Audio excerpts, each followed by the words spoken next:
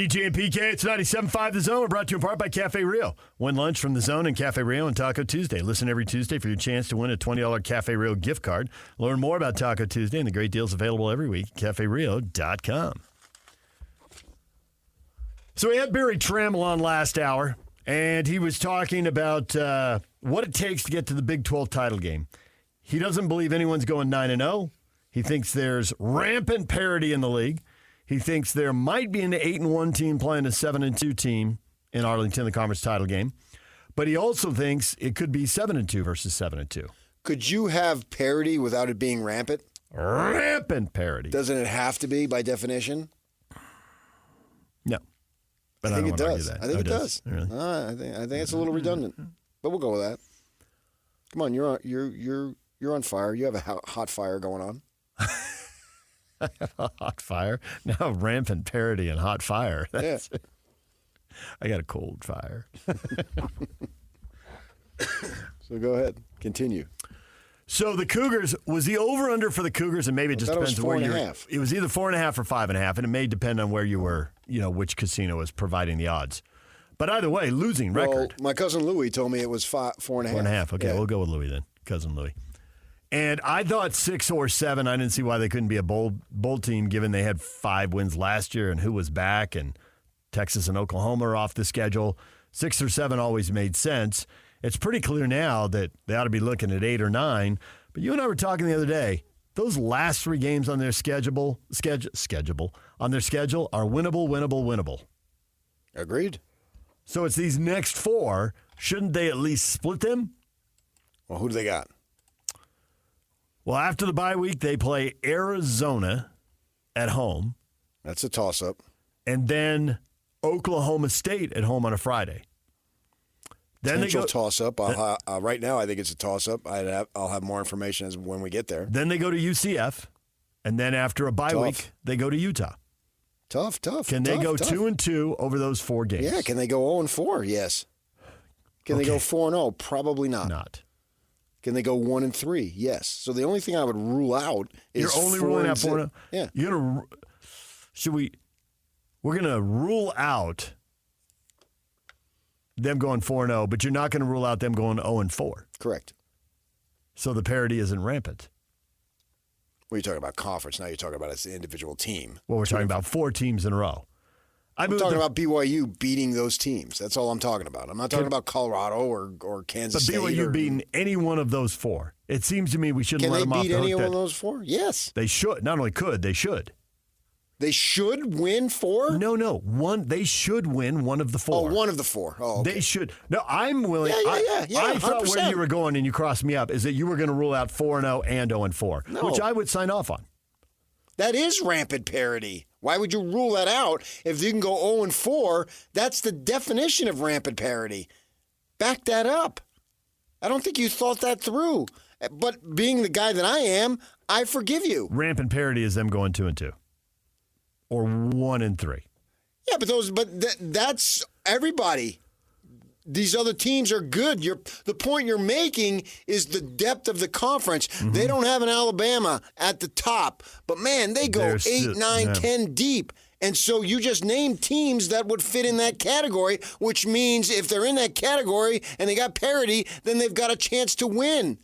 And so consequently, since BYU's playing them, they've got a chance to lose. Agree with chance, yes. But I don't think it's all about chance right now. But I don't think chance to lose all 4. Oh, I do. I'm not expecting streaks because of the rampant parity. They had a chance to lose Baylor, and they didn't. They did have a chance. They absolutely had a chance. Baylor had the ball twice in the fourth quarter with a chance to take the lead. Yeah. So absolutely there was a chance to lose that game. Right. So same situation. I'm not saying they will. We're just talking about chance. That's the operative word. Can each of these teams that you just mentioned beat the Cougars? Yes, yes, yes, yes. Do I need one more yes? I'm not sure. I lost count. They were coming so fast. You need 4 of them, whether you have them or not. I don't know. So certainly, can BYU right now, today, can you see them winning 4 in a row? Probably not. No. But can they win 4 games? the next 4 games? Yes. They could win any of the next 4, Yes. but they will not win all of the next But 4. I don't think so. But at the same time, if I look at it, can you beat this team? Can you beat this team? Can you beat this team? Can you beat this team? All of a sudden, I got a 4-game winning streak, which obviously would extend beyond that. That would be 9. Yeah, because they've already got 5. no, I would have bet my life that they wouldn't be go 9-0. Right. It's just, and I still don't think they'll be 9-0. Nor do I think they'll be 5-4. well, if I'm just looking at it odds-wise, yes, but can they win? And we'll have more info. Utah is too far out to be able to we can have more info. any level of confidence. We're just speaking generally. Plenty of time for teams to have crippling injuries. There's still time for teams to get gutted, and what looks like a hard game is suddenly much easier because they're missing their offensive line or whatever. I'm looking forward to the Arizona game very much so. Because I Who's believe the real Arizona? Arizona stumbled and looked like crap. So we're going to write them off in September. Done. That's stupid. New coaching staff. You know what they did? I found this out. When they came into Utah, they changed play callers. Yes. That's a big deal. I didn't know that they were going to be changing play callers. A-Rod told us that. And Right. that was the first I knew of it. But leading up to the game, I didn't know it. I know. I didn't either. And then, yeah, that's what I'm saying. You would have told me if you knew it. Yeah. And they're brand new staff. So let's Let them have a shakedown cruise. let the staff develop a little bit. We want everything and we want it now. Fact. And it doesn't work that way. And in most cases, if not all cases, I suppose you can go crazy right off the bat sometimes. So they make this change, and maybe that's what they needed. And maybe now they're still undefeated. They are. And we keep In the league, right. That's all that matters. That is. Got 3 teams at 2-0. Yeah. Including, obviously, BYU. And then you got 3 teams at 1-0, and Arizona is one of those. And we're going nuts because they got smoked at Kansas State. Well, if it would have been Rich Rod, it would have been Humboldt State. He wouldn't play anybody. Remember, we had him on when they were playing BYU, that Kalani's first game. Do you like this game? No. I do remember that. Yes. Why not? BYU's good. Right. It's their he first was game. He was brutally upfront. I don't want to play good teams, and BYU's good. Yeah. I don't want any part of that. Right. So And didn't BYU win that game? Last second that field was goal? Kalani's first game at Cardinal Stadium. Right. Yeah, exactly. Kicked a field goal at the end and won 16-14 or Yes, something and like I leaped into Kalani's arms. that. And the kicker looked like he was 14. I asked him, "How old are you?" How old are you? You 14? I forgot the kid's name now, but yeah, he looked very young. And so maybe Arizona, they got to change, and now they're ready to roll. Let's see. Maybe not. Maybe the Utes are just flat and screwed up some 4th down deals, Yeah. and they hit on but Arizona's saying, okay, they hit on a couple of passes. Well, you're going to be able to say that every game. I'd be shocked if they didn't hit on a couple of passes. They hit on a couple of passes, but they still threw for less than 200 yards. Right. Which before the game, if you told Kyle Arizona was going to throw for less than 200 yards, A, he'd be pumped, and B, he would think it's a sign they're going to win. Yeah, I didn't think they'd have much success running the ball, though. That was the surprise. Throwing the ball was Zippo on the surprise meter Yeah, as far as but the Cats. running was a major surprise. Yes, no doubt about that. I mean, it was almost 170 yards. It's a huge number. And if you told Kyle And I before the wouldn't have game, thought that. if you told Kyle before the game you're going to run for 170 yards, he would win because that's too much, and his odds of losing the game go way up when his team I performs. mean, I like can that. see them losing to the Cats and then winning the next 3. I mean, That could happen. They're not even close to out of the woods for having a successful season. BYU or Arizona? I'm not BYU, following the protest. BYU, Okay, BYU. yeah. Well, obviously Arizona isn't. But the Cougs at 5-0, 2-0. Best case, obviously. But But it's just reset the bar. it's But if they split these 4 games, they're supposed to win the last 3. That's 10-2. I'd take it right now. That sounds 10-2? outrageous. Second year? Given where the expectations were Absolutely, going man. into September. But now here we sit in October, and 10-2 doesn't seem outrageous anymore. They may not pull it off. I get it. There's no guarantee they're going to go 2-2 in the next 4. And I think they got each of these ball games coming up. And I need more info on the Devils. It seemed like we've got the info on Houston and Kansas. I still think Kansas is better than Kansas what they could are. come into Provo. BYU has to go to ASU in November.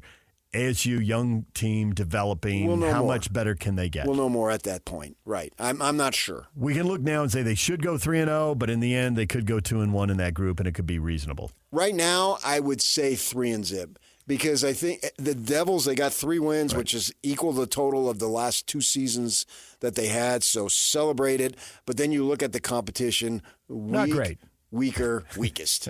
Right. You know what I mean? But it doesn't matter for them because they're on a different plane. But we don't know when as the competition gets better if they're capable of getting 3 more. Not yet.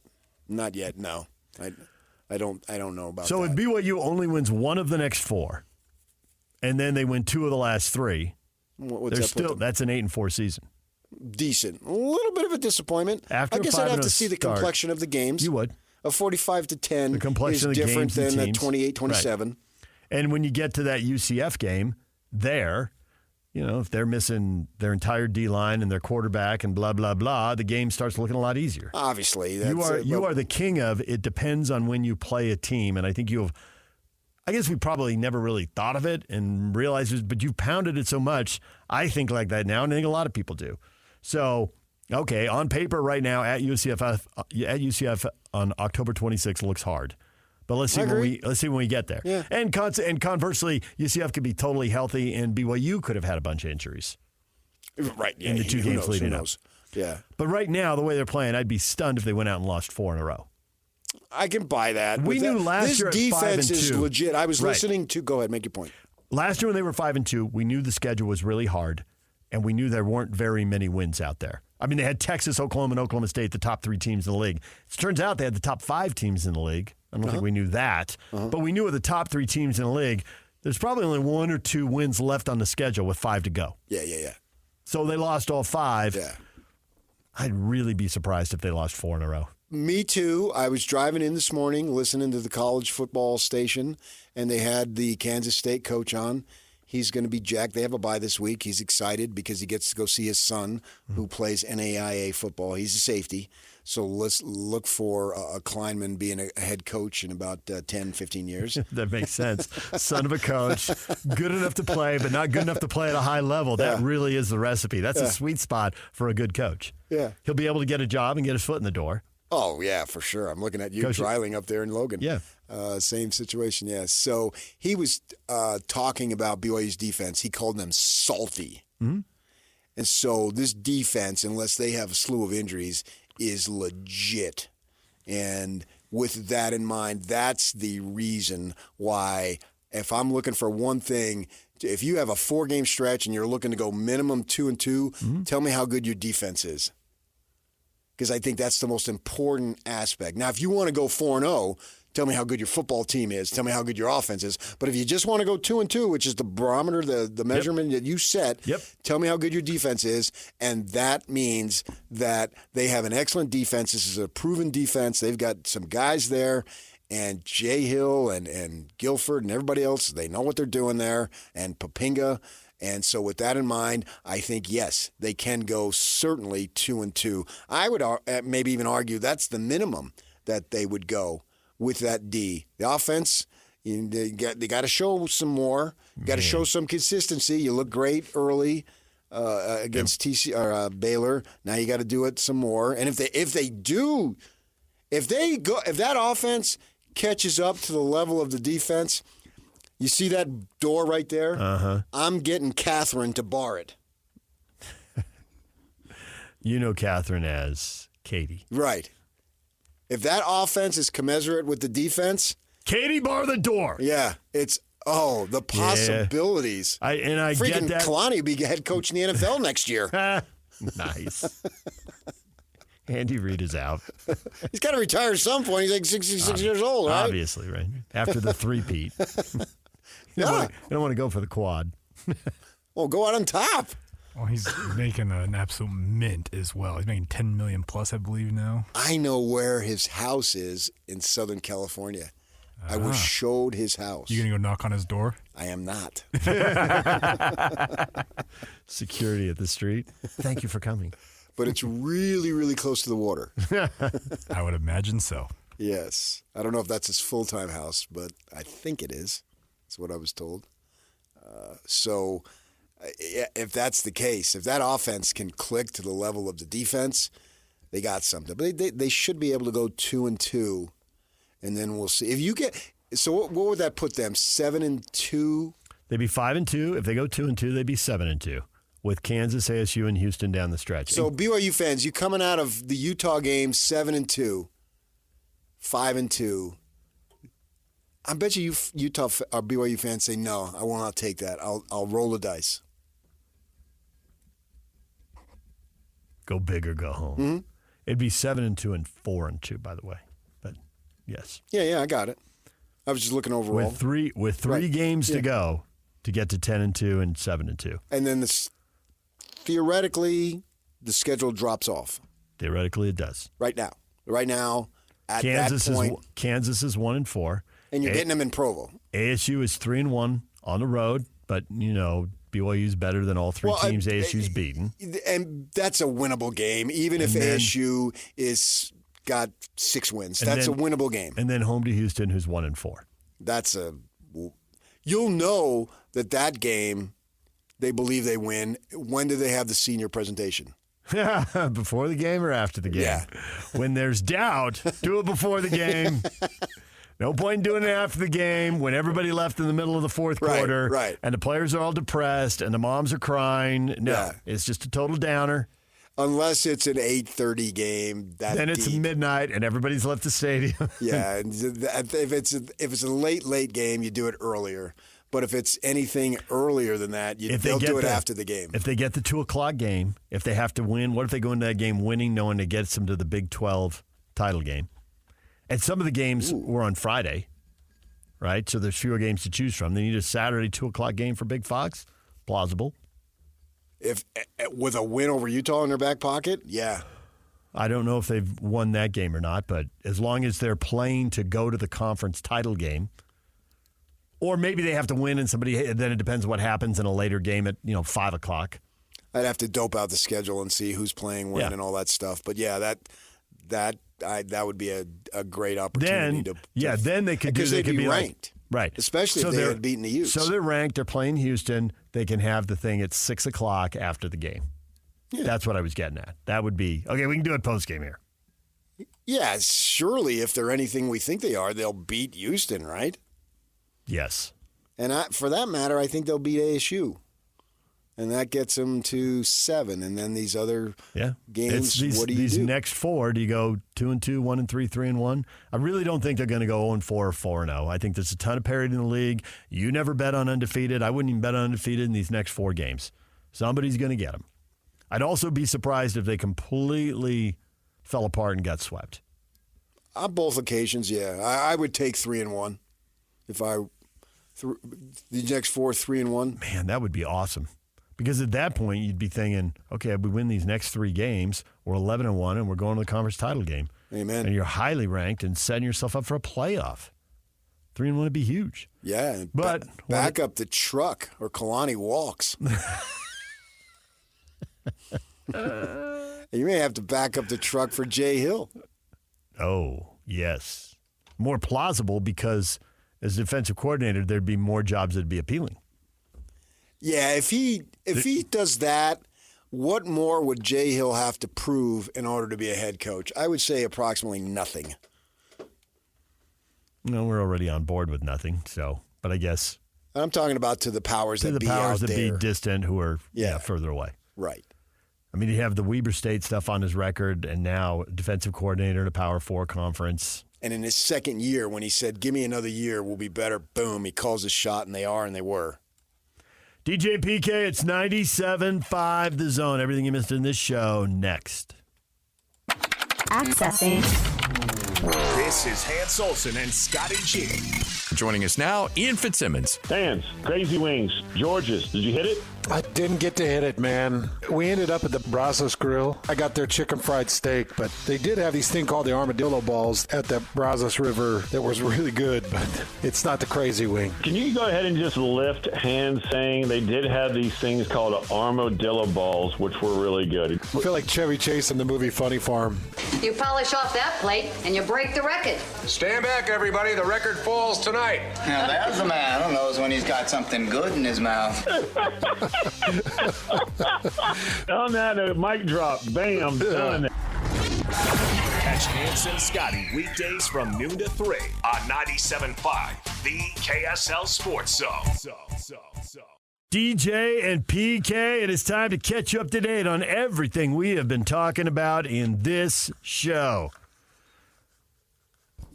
PK's passing on the realignment games tonight. UTEP's coming to the Mountain West. They're playing Sam Houston State. CBS Sports Network, 7 o'clock. Texas State, we hardly knew you. You're staying put, huh?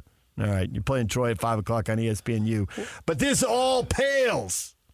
There's no point in following the Mountain West here in a couple years, right? No, Utah State will be out.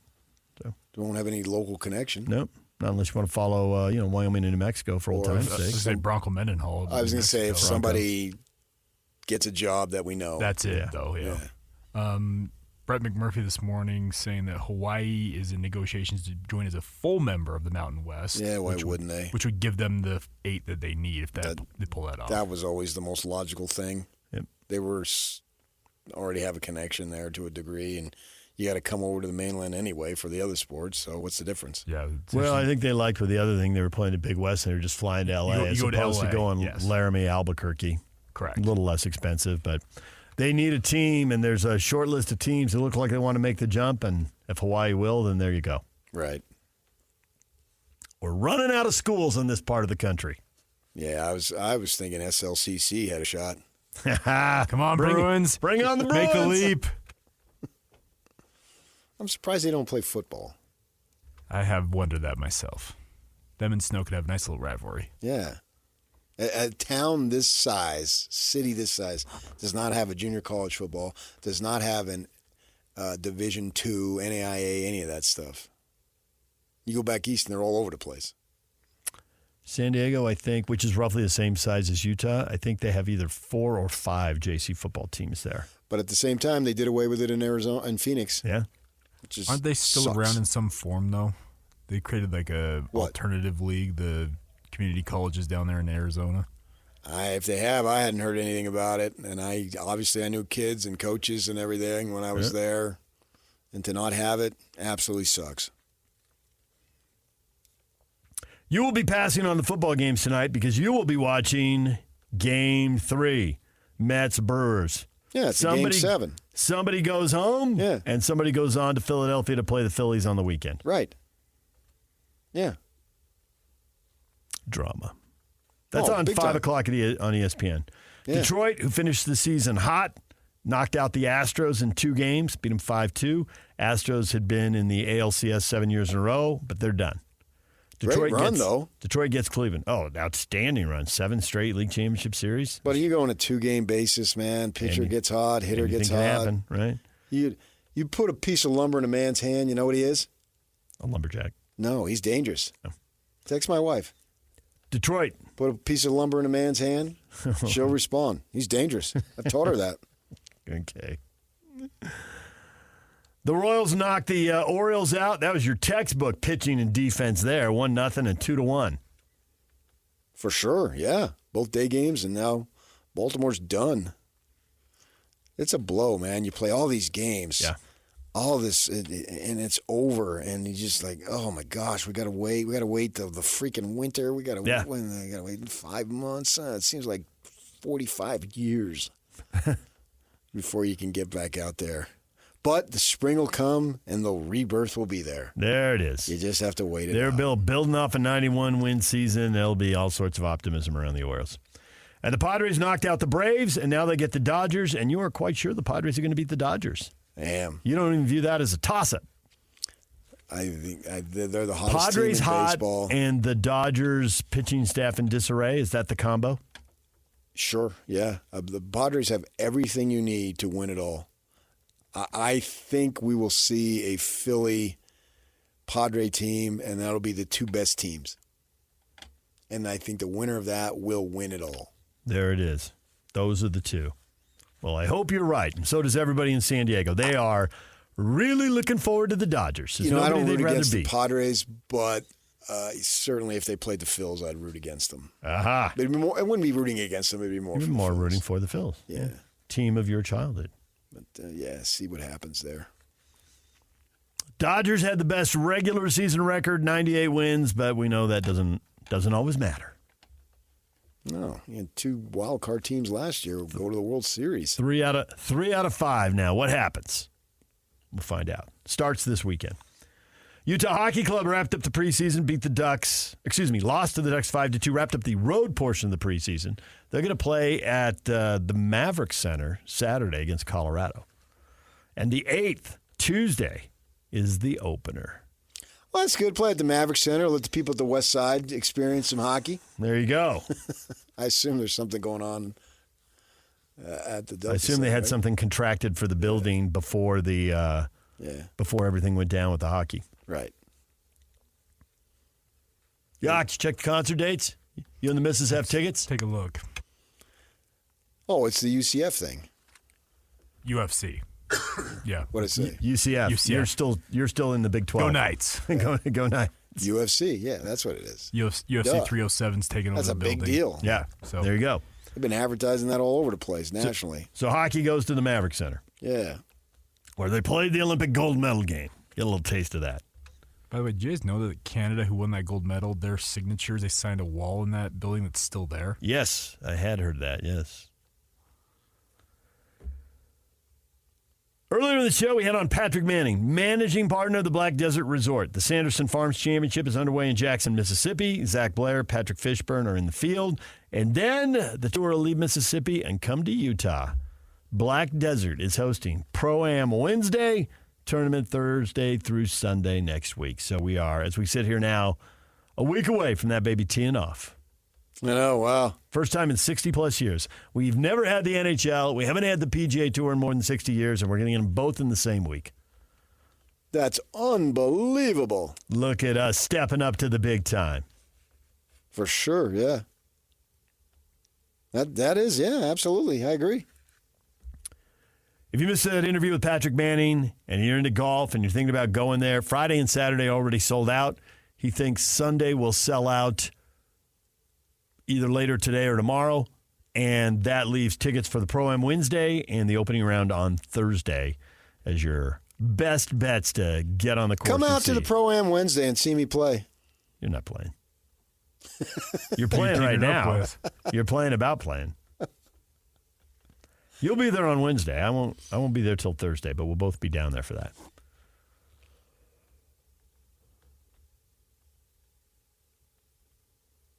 And we spent a lot of time talking football with Barry Trammell. Wherever you get your podcasts, you can listen to Patrick Manning or Barry Trammell or both, or Yak posts the entire show hour by hour, and you can listen there. Barry Trammell, tons of mediocrity, rampant mediocrity in this league. Mediocrity or parody? Parody, my bad. Possibly mediocrity, I guess. I think I got like 4 or 5 teams ranked. Yeah. Ranked pretty low, though. Nobody in the top 15. They won't let them in. They won't. What more does BYU have to do? They're not. BYU isn't ranked. Join the SEC. That's because the SEC of hype last machine. year. You made fun of me earlier. Hey, Alabama, Georgia is a great game, and I'm sure they'll be, there I at didn't the make end. fun of you. You made fun of me. You did. You're buying the hype. Who doesn't buy the hype? Yes, I've been buying it for years and years. Do you think the 5th SEC I don't team give a is crap better about than that. the best Big 12 team? That's the hype. No, it's not. Yes, it is. It is not. That had nothing to do with Alabama, Georgia, which is one of the best games I've ever seen. Alabama, Georgia is not the SEC hype. They've delivered too often to be labeled hype. I disagree. That's how they're getting the money. They're not getting that kind of money off of whoever the crap the 5th place team is. They're getting it off of Alabama, Georgia. If LSU's good, we know Florida has been good, and on and on. Well, this year it's Tennessee, Texas, Missouri. Absolutely, yes. Yeah, right. I mean, This can year. be a little bit interchangeable. Tennessee goes up and down. Maybe we'll see. And we'll see if Texas has with got something Sarkisian, now. then maybe they have a run. Looking like the answer to that would be yes. Your starting quarterback next year at the University of Utah, you heard it here first, Quinn Ewers. Oklahoma's 19. You buying that? Oklahoma seems wild. This is the SEC hype. Yeah, but nobody cares about that. That's irrelevant. No, the SEC doesn't care about that. Do they care about Ole Miss? That's the sixth This best team year, in their 12th. And they had the big upset the other day where they Right. lose to Kentucky. Mm-hmm. But it's one loss. I don't go crazy, this team is so blatantly overrated because they lost a close conference game. I've been saying that for years. Conference games are a little bit different when it comes to that stuff. So let's see what they do. They still have plenty of time to make their mark. Will they? I don't know. But they've got an opportunity. Just losing. Same thing with Utah, man. Ute fans that are all depressed, it's like, get over it. It's one loss. Talk to me at 2-3, not 1. Because I never had you going undefeated anyway. You've never done that since you went to the Power League. Why would you do it now? And then, of course, with the injury on top of that, why would you do it now? DJ PK, your feedback when we come back. Next, use the open mic. If you got any hot takes on anything we've been talking about, grab the app, grab your phone, and send us the audio, and y'all can play it in the next segment. DJ and PK, it's 97.5 The Zone. And it's all over almost here. Don't go nowhere. Time for your feedback. Chris says, guys, Utah Hockey Club should just use the Maverick Center until after the Delta Center renovation is done and work out the schedule of the Grizzlies, just like they've had to do with the Jazz. The Maverick Center is a much better hockey venue than the current Delta Center. Yes, but Ryan Smith does not own the Maverick Center, and he does own the Delta Center, and he can put a couple thousand more people in the Delta Center. Then buy the Maverick Center. Aha! What the You heck? think he can just buy a team, buy an arena, buy another team, buy a shopping mall, buy another arena? Well, he's done everything except buying that same arena. I think all that stuff is impossible. Except the 4 out of 5 have happened. Yes. We were discussing with Barry Trammell, Iowa State, and he was saying there isn't a fan base that has put in more energy, shown more loyalty, and received less return than over 100 years removed from the last conference championship. But they pack 60,000 people in there, and they go crazy. Uh-huh. Chris, well, it is Iowa, so there aren't a whole lot of options to be leaving a football game for instead, even in a blowout. And he's got Chris Farley out in the field sliding under a cow. Yeah, but you into could the stay home and eat corn. Oh, there it is. Stay home and watch other football games. I think that's great. I've never been there to have that type of support. I think they got a good team this year. And maybe they're the last team standing. Who knows? Matt Smith at Boulder Fans. Cam Rising needs a time to heal. He isn't young anymore.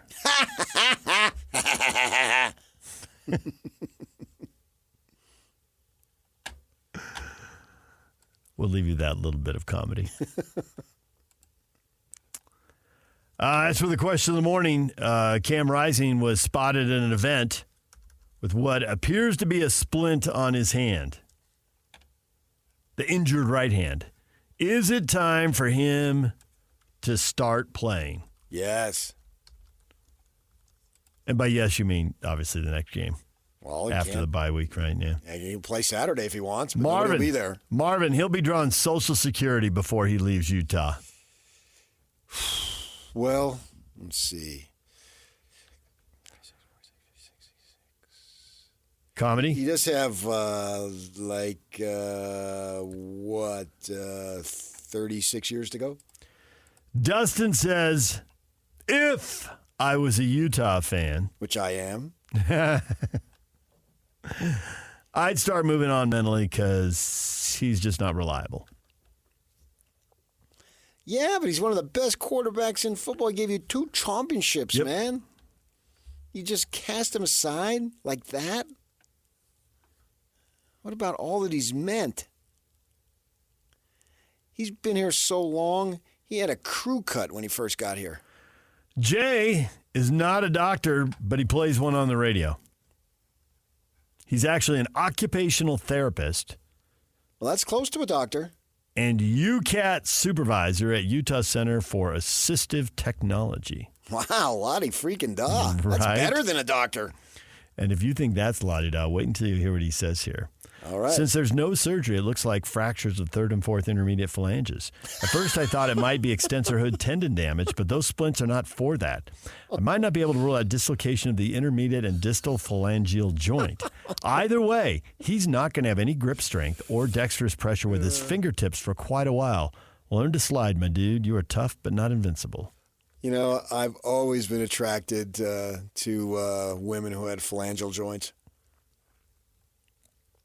What the heck is that? You know what that reminds me of? What can be unburdened by what has been? Except they are burdened by what has been. Irregardless. Well, they're not burdened by what has been. They're rejoicing by what has been. Tyson, rest up for next season, buddy! Exclamation point. Gabriel, dude is literally made of glass. Brent, it's time for him to move on. Move on? No way. We're just getting started. He's got another year eligibility. Why wouldn't he take it? Make a complete mockery of the system. Jason, stir the pot, why don't you? Ask him. You're a reporter, are you not? I am not. He's been asked. Kyle's been asked. I want him to stay so long and get all the degrees possible that he comes back next year as Dr. Rising. John says, Viva Wilson, and look at the photo he accompanies it with. Oh, I've seen that. The volleyball. The movie, was that Castaway? Yes. Yeah. Tom Hanks on the island with the volleyball that washed up. Yeah. Saw that movie. We're all done. Jake and Ben are coming up next right here on The Zone.